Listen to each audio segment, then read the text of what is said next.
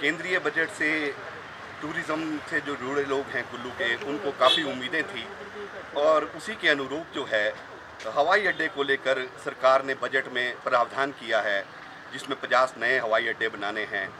तो कुल्लू के जो पर्यटन व्यवसायी हैं, खासकर जो हवाई यात्रा से जुड़े हुए हैं, उन्हें काफ़ी उम्मीद है कि यहाँ मनाली में भी एक और हवाई अड्डा जो है अंतर्राष्ट्रीय स्तर का बनाया जाए।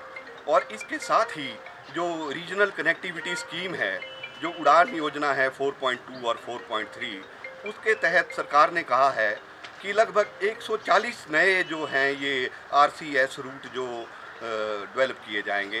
तो यहाँ के टूरिज़्म व्यवसायियों की अपेक्षा है कि जो कुल्लू दिल्ली, कुल्लू चंडीगढ़ और कुल्लू शिमला मार्ग है, इसको भी जो है वो RCS स्कीम के अंतर्गत, उड़ान स्कीम के अंतर्गत अगर इंक्लूड किया जाए तो यहाँ जो किराया जो है वो काफ़ी कम हो सकता है, जिससे आम लोगों को काफ़ी ज़्यादा अच्छी सहूलियत मिल सकती है। आज केंद्रीय सरकार द्वारा जो बजट 2023-24 का पेश किया गया है, उसमें जो इनकम टैक्स 5 लाख से 7 लाख किया गया है, हम उसका स्वागत करते हैं और सरकार के इस निर्णय को सराहते हैं।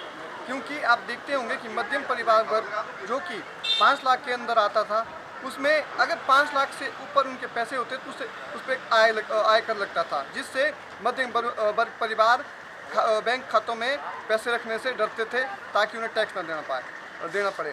आज जब सरकार ने इसे 2 लाख रुपए बढ़ा दिया है, इससे मध्यम वर्ग परिवार में भी हर्षोल्लास है, क्योंकि अब उन्हें 7 लाख के ऊपर टैक्स देना पड़ेगा और वो अपना पैसा 5 लाख से बढ़ाकर अब 7 लाख तक बैंक में रख सकते हैं बिना किसी शुल्क के। केंद्रीय बजट आया है, मोदी सरकार का 5वां बजट। उसमें आज जो हमारे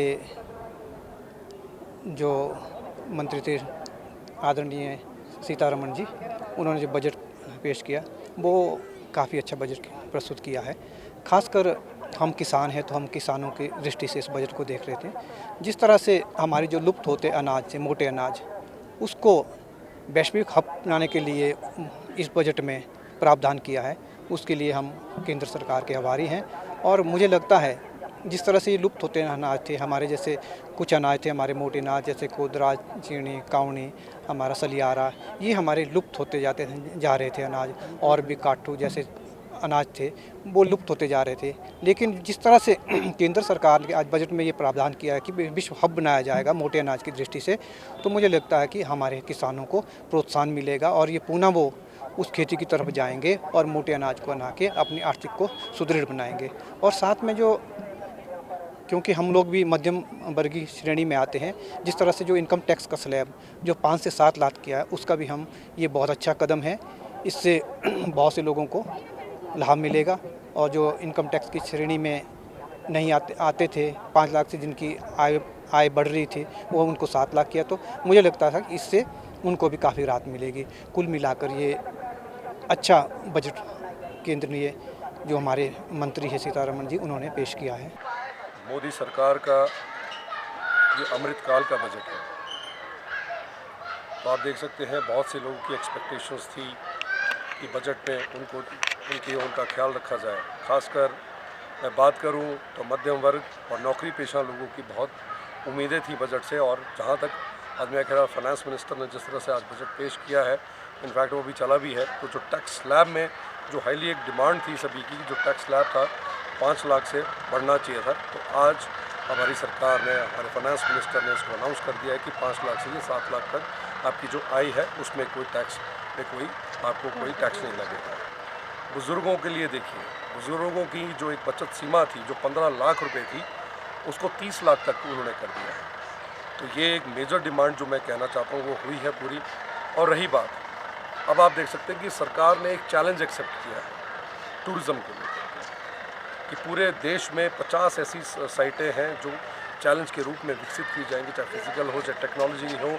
और मैं ये ज़रूर कहना चाहूँगा, हिमाचल प्रदेश एक टूरिज़्म प्रधान प्रदेश है, तो यहाँ पर भी मुझे एक उम्मीद जगी है कि हिमाचल में भी कोई ना कोई टूरिस्ट डेस्टिनेशन को आइडेंटिफाई किया जाएगा और उसको भी फिज़िकली और टेक्नोलॉजी के माध्यम से इसको डेवलप किया जाएगा और रोज़गार के जो माध्यम है इस स्कीम के द्वारा यहाँ पर उपलब्ध भी करवाया जाएगा। बहुत अच्छी तरह से ये एक जो ये बजट है, ये आम आदमी का बजट है। खासकर मैं महिलाओं की बात करना चाहूँगी। आज सुबह ही केंद्रीय मंत्री निर्मला सीतारमण जी ने बजट पेश किया, जिसमें कि महिलाओं के लिए अनेक योजनाएं उन्होंने प्रस्तुत करी है। दीनदयाल योजना के अंतर्गत 21 लाख अपना सेल्फ हेल्प ग्रुप को इसमें जोड़ा गया है। और दूसरी ओर एक इसमें नई बचत जो है इंक्लूड की गई है, जो कि महिलाओं के लिए, जिसको सम्मान निधि महिला योजना का नाम दिया गया है, जिसके अंतर्गत सालाना जो 2 लाख की बचत करेगी महिलाएं, उनको उस पर 7.5% जो है ब्याज दिया जाएगा। तो ये अपने आप में एक बड़ी अच्छी योजना है। इसमें महिलाओं को आगे ले जाने के लिए, बच्चों को आगे ले जाने के लिए काफ़ी योजनाएं इन्होंने चलाई है।